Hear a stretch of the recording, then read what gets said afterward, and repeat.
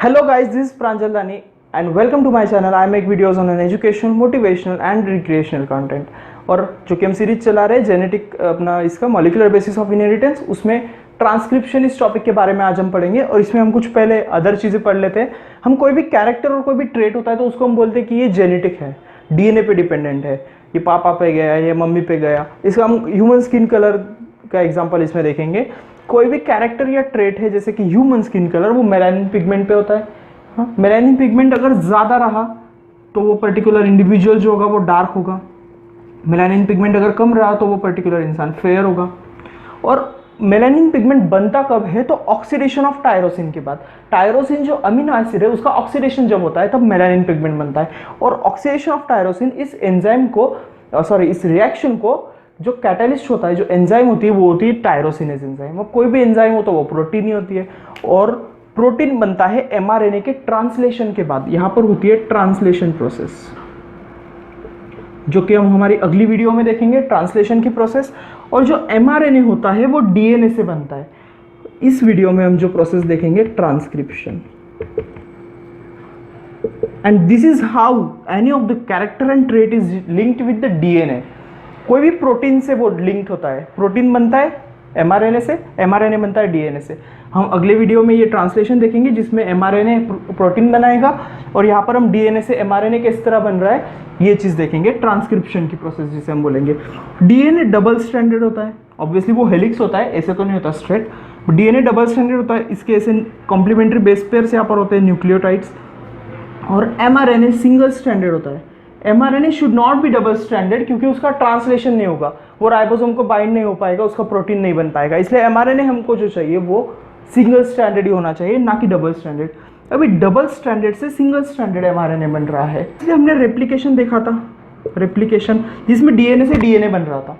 कोई एमआरएनए या कोई ऐसा कुछ नहीं था, डीएनए से डीएनए बन रहा था। डीएनए के ही पॉलीमर बन रहे थे डीएनए से, इसलिए हमने वहां पर एंजाइम भी देखी थी, डीएनए डिपेंडेंट डीएनए पॉलीमरेज।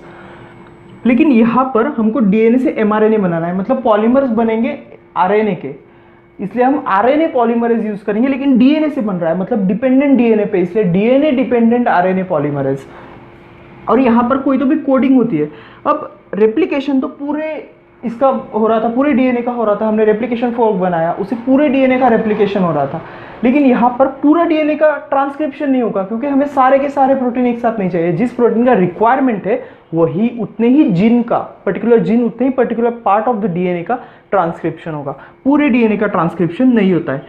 समझो हमको इतना जीन का अगर प्रोटीन चाहिए तो इतने ही जीन का ट्रांसक्रिप्शन होगा और एमआरएनए बनेगा। जो 3 न्यूक्लियोटाइड्स होंगे वो एक कोडॉन होता है, 1 कोडॉन इक्वल टू 3 न्यूक्लियोटाइड्स। और एक कोडॉन एक अमीनो एसिड के लिए कोड करता है। अब एक अमीनो एसिड, ऐसे अमीनो एसिड की चेन बनती जाती है जिसको हम प्रोटीन बोलते हैं। अमीनो एसिड की चेन प्रोटीन होती है। So this is how it is made. And one more point we will clear here. अगर कोई एक जीन है, सपोज ये एक जीन है, तो हम इसको जीन ही बोलेंगे अगर ये आरएनए या फिर टी कोड कर रहा हो तो। लेकिन अगर ये एमआरएनए के लिए कोड कर रहा है तो इसको हम सिस्ट्रॉन बोलते हैं। हाँ, तो देखते हैं पूरी ट्रांसक्रिप्शन की प्रोसेस। अब तक हमने डीएनए ऐसा देखा था, 5 prime to 3 prime, 3 prime to 5 prime. अब इसको मैंने राइट के तरफ 90 डिग्री रोटेट किया, सो वो ऐसा हो गया। ये 3 प्राइम इधर आ गया, इस तरह से रोटेट करने के बाद ये 5 प्राइम इधर, और सेम टू वो। जो 3 प्राइम है वो नीचे है, 3 नीचे होता है, इसलिए डाउनस्ट्रीम 3 को बोलेंगे 3 प्राइम को, और अपस्ट्रीम इज द 5 प्राइम। यहाँ पर भी सिमिलर, 3 प्राइम डाउनस्ट्रीम और अपस्ट्रीम 5 प्राइम। अब जो ये डबल स्टैंडर्ड डीएनए है, ऑब्वियसली कॉम्प्लीमेंट्री बेस पे ऐसे सी के साथ जी है, जी के साथ सी है, टी के साथ ए, सी के साथ जी, अगेन ए के साथ टी। एक एग्जांपल मैंने रख लिया। अब यहाँ पे जो एमआरएनए बनने वाला है वो तो हमें सिंगल स्टैंडर्ड बनाना है। डबल स्टैंडर्ड एमआरएनए का ट्रांसलेशन नहीं होगा, जैसे मैंने पहले भी बताया, क्योंकि प्रोटीन नहीं बन पाएगा। सो यहाँ पर सिंगल स्टैंडर्ड एमआरएनए बनेगा और वो इस स्ट्रैंड के कॉम्प्लीमेंट्री होगा। अभी ये वाला जो डीएनए का स्ट्रैंड है ये भी इसके कॉम्प्लीमेंट्री, ये जो नया एमआरएनए बन रहा है ये भी इसके कॉम्प्लीमेंट्री। और यहाँ पर इसलिए ये जो है इसकी जो कोडिंग होगी वो सेम टू सेम ऐसी होगी। मतलब यहाँ पे अगर सी है तो इसके साथ ये अगर कॉम्प्लीमेंट्री बन रहा है तो यहाँ पर जी आएगा, और यहाँ पर भी जी है, यहाँ पर भी जी, सेम यहाँ पर जी के साथ सी आएगा, इसका भी सी, इसका भी सी। तो इसकी जो कोडिंग है वो सेम टू सेम इसकी कोडिंग रहेगी। यहाँ पर 5 प्राइम टू ये भी 5 प्राइम टू 3 प्राइम ही बनता है। सो इसलिए हम इस स्ट्रैंड को कोडिंग स्ट्रैंड बोलते हैं, क्योंकि सेम टू सेम इसके जैसी कोडिंग होती है, जबकि इसके साथ तो कोई बन रहा नहीं है एमआरएनए, कोई एमआरएनए इसके साथ बन रहा नहीं है, क्योंकि डबल स्टैंडर्ड नहीं बनाना है हमें, इसलिए इसके साथ कोई बनता नहीं है, लेकिन फिर भी इसको कोडिंग स्ट्रैंड बोलते हैं, क्योंकि इसकी जैसी कोडिंग सेम टू सेम उसकी होती है, और इसको अपोजिट स्ट्रैंड भी बोला जाता है कुछ बुक्स में। और जिसके साथ कॉम्प्लीमेंट्री होता है, हमने डीएनए रेप्लिकेशन में भी देखा था, जिसके साथ कॉम्प्लीमेंट्री बन रहा है, जो भी नया बन रहा है वो, उसको हम टेम्पलेट बोलते हैं, इसलिए इस स्ट्रैंड को हम बोलेंगे टेम्पलेट स्ट्रैंड। ओके, अभी एक ही बात होती है, सिर्फ यहाँ पर टी के साथ तो ए ही आएगा, लेकिन आरएनए में थायमिन नहीं होता है, थायमिन टी आरएनए में नहीं होता है, आरएनए में थायमिन की जगह पे यूरासिल यू होता है, इसलिए यहाँ पर सी के साथ जी आएगा, जी के साथ सी, सेम टू सेम वैसे ही टी के साथ भी ए ही, लेकिन ए के साथ कभी टी नहीं आएगा, टी की जगह पे यू यूरासिल आएगा। और हमें जिस पार्ट का प्रोटीन चाहिए, समझो इस पार्ट का हमें प्रोटीन चाहिए, तो इसको बोलेंगे स्ट्रक्चरल जीन। तो मतलब यहां से ट्रांसक्रिप्शन स्टार्ट होना चाहिए, यहां से, और यहां पर वो स्टॉप होना चाहिए। तो यहां पर स्टार्ट करने के लिए और स्टॉप करने के लिए कुछ रेगुलेटरी जीन्स होते हैं, जैसे कि स्टार्ट करने वाला प्रोमोटर और स्टॉप करने वाला terminator. Promoter in association with sigma factor starts the transcription of the structural gene, and termination in association with rho factor terminates the transcription process.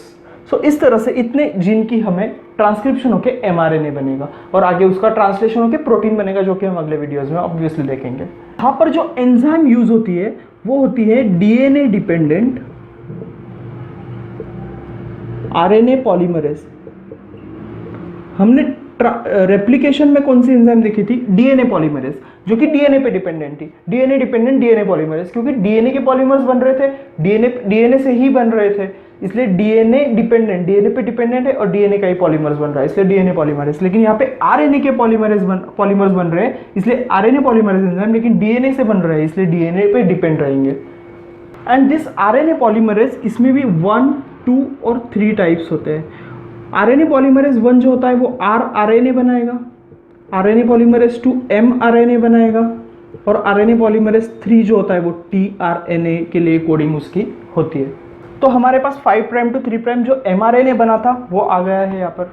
तो न्यूक्लियस में ये चीज़ होता है, ये जो mRNA होता है ये प्रीकर्सर mRNA होता है, या इसको हम हेट्रोजीनस बोलते हैं। वो हेट्रोजीनस क्यों बोलते हैं हम? क्योंकि यहाँ पे एक्सॉन्स होते हैं। सपोज यहाँ पे एक्सॉन है, यहाँ पर इंट्रॉन्स भी होते हैं, सिर्फ एक्सॉन्स या फिर सिर्फ इंट्रॉन्स नहीं होते, एक्सॉन है, इंट्रॉन है, एक्सॉन है, लाइक दैट। हाँ, और इसी को हम इमैच्योर एमआरएनए भी बोलते हैं। अब इसको मैच्योर होना पड़ता है ट्रांसलेशन होने के लिए। सो ये मैच्योर किस तरह से होता है? इसमें 3 प्रोसेस होती है। First process is splicing.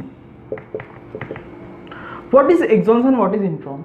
Exons is the coding part जिसमें कुछ कोडिंग है प्रोटीन के लिए, और इंट्रॉन्स है नॉन कोडिंग पार्ट जिसमें कोई प्रोटीन के लिए कोडिंग नहीं हो रही है। सो स्प्लाइसिंग प्रोसेस में क्या होता है? इंट्रॉन्स को निकालना, जो नॉन कोडिंग पार्ट्स है उनको निकाल देना, और जो एक्सॉन्स है उनको जोड़ देना। ये भी एक्सॉन, ये एक्सॉन वाला और ये एक्सॉन वाला जीन ये जुड़ गए। This is process splicing. Introns को निकालो, नॉन कोडिंग पार्ट्स को निकालो, और एक्सॉन्स कोडिंग पार्ट्स को ज्वाइन कर दो। Second process is capping. Capping process में होता है कि स्टार्ट में यहाँ पर 5 प्राइम एंड पे, ऑब्वियसली ऊपर हम हैट पहनते, कैप पहनते, इसलिए कैपिंग 5 प्राइम एंड पे होगी। सो यहाँ पर एक अटैच हो जाता है, that is MG3PP, that is methyl guanosine triphosphate. ये प्रोसेस होती है कैपिंग की प्रोसेस। और थर्ड प्रोसेस है tailing. What is tailing process? 3 prime end पर यहाँ पर एक टेल लगती है, किसकी? Poly adenine tail, poly A tail हम इसको बोलेंगे।